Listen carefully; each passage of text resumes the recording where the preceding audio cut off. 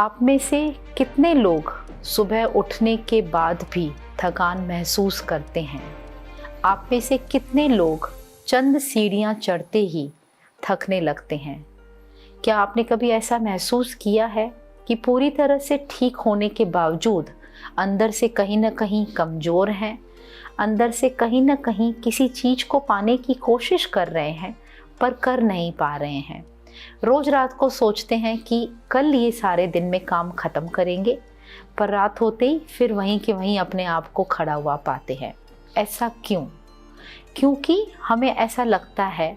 कि हम ठीक हैं, पर शायद हम ठीक होते हुए भी अंदर से बीमार हैं। जब तक हम अपने आप को पूरी तरह से सुबह उठने से लेके रात तक अगर हम अपने आप को स्वस्थ महसूस नहीं कर रहे हैं या हम अपना टारगेट अचीव नहीं कर पा रहे हैं, जाना है कहीं और, पहुंच जाते हैं कहीं और, इसका मतलब ज़रूरत है गट शुद्धि की। गट शुद्धि मतलब पेट सफ़ा, हर रोग दफ़ा। हमें लगता है कि पेट का इससे क्या नाता है, पर आपको पता है कि जब जब हमारे शरीर के अंदर गंदगी जमा होगी, ये गंदगी हमारी ब्रेन के अंदर तक इस टॉक्सिन्स को इस हद तक बढ़ा देती है कि हम उसकी वजह से अपना कोई भी काम प्रॉपर तरीके से नहीं कर पाते हैं। सुबह अगर आप 2 से 3 मिनट में अगर आप फ्रेश नहीं होते हैं तो आप समझ लीजिए कि आपका होने वाला हर काम 2 से 3 घंटे लेट होने वाला है। हमें लगता है ये तो नॉर्मल है, कुछ परगेटिव्स ले लेते हैं, हाजमोला ले लेते हैं और ऐसा लगता है कि हम पूरी तरह से ठीक हो रहे हैं, पेट साफ हो गया है। पर आने वाले आगे पीछे जितने भी हमारे शरीर के अंदर जो उतार चढ़ाव आते हैं, उसका सिर्फ और सिर्फ एक ही कारण है, पेट में जमा गंदगी। आइए आज इस गंदगी को निकालते हैं। अपने ही किचन के अंदर होने वाले जो साधन हैं, जो माँ प्रकृति ने हमको दिए हैं और बहुत ही इजी दिए हैं कि इसको सुबह से लेके शाम तक, जैसे एक नॉर्मल आपने जानवर को देखा होगा कि वो चलते फिरते जब उसको भूख लगती है तब उस भोजन को वो ग्रहण करता है और अपने काम पर चलता है। पर हम सुबह उठते ही चाय पीकर अपने पाचन सिस्टम को डिस्टर्ब कर देते हैं। मेरा कहना ये है कि जब तक हम एक नॉर्मल लाइफ जीना स्टार्ट करें, तब तक बेज फ्लावर थेरेपी आपको किस तरह से रेस्क्यू रेमेडी में मदद करती है, ये आपके लिए जानना बहुत ज़रूरी है। रेस्क्यू रेमेडी मीन्स आपने देखा होगा कि किसी घर के अंदर कुछ अमुक व्यक्ति अंदर रहे हुए हैं और आतंकवादियों का हमला होता है, तो सबसे पहले भारत सरकार रेस्क्यू रेमेडी के लिए, इमरजेंसी के लिए सेना भेजती है। ऐसे ही रेस्क्यू रेमेडी हमारे शरीर के आसपास के जो आक्रमण होते हैं, जहां हम रोज़ बीमार होते हैं पर हमें पता नहीं है कि हमें इस आक्रमण को ठीक करने के लिए कौन सी रेस्क्यू रेमेडी लेनी चाहिए। ये रेस्क्यू रेमेडी 5 जो फूल के ऊपर जो ओस की बूंद जमा हो जाती है, उस ओस की बूंद के तत्व से बनी हुई एक सिंपल सा एक फॉर्मूला है, जो हमारे शरीर के अंदर जाके माइक्रो सेल्स में जाकर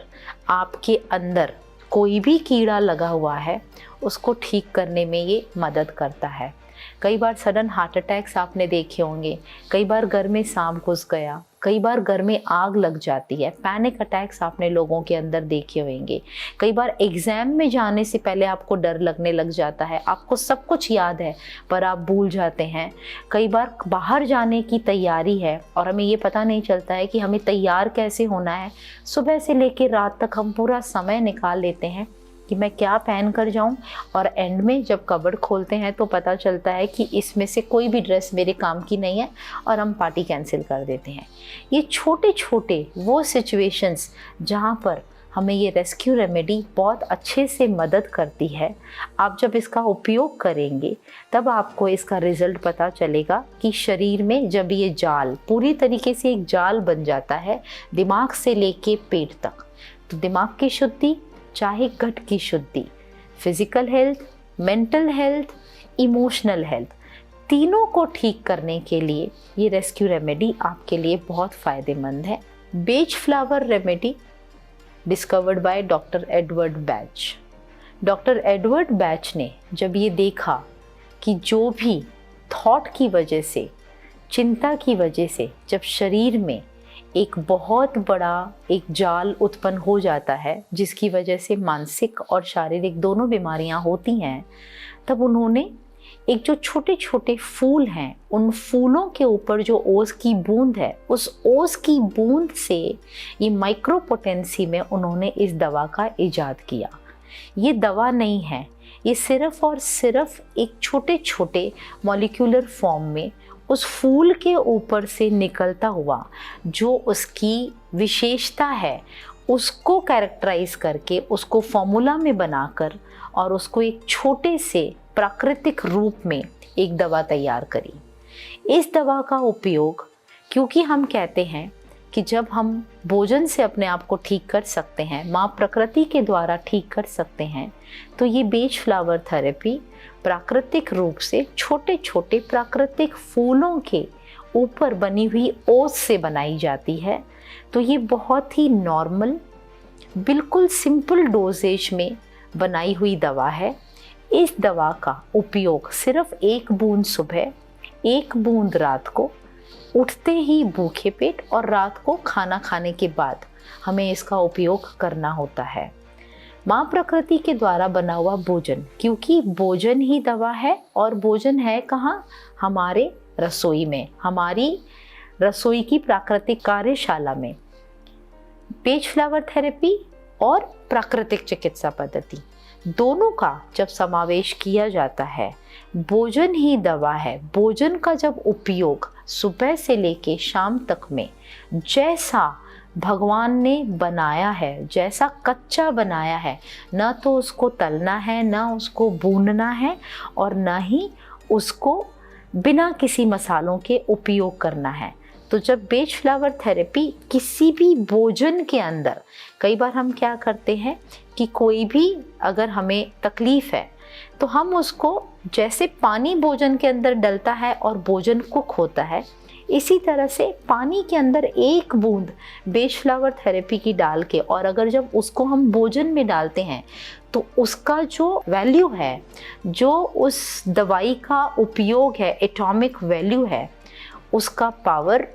1000 वॉल्यूम में बढ़ जाता है और आपके शरीर के एक एक कोशिका में जाकर आपको ऊर्जा प्रदान करता है, आपको शक्ति प्रदान करता है। इसीलिए मैं ये चाहूँगी कि आप इसका जितना उपयोग करेंगे,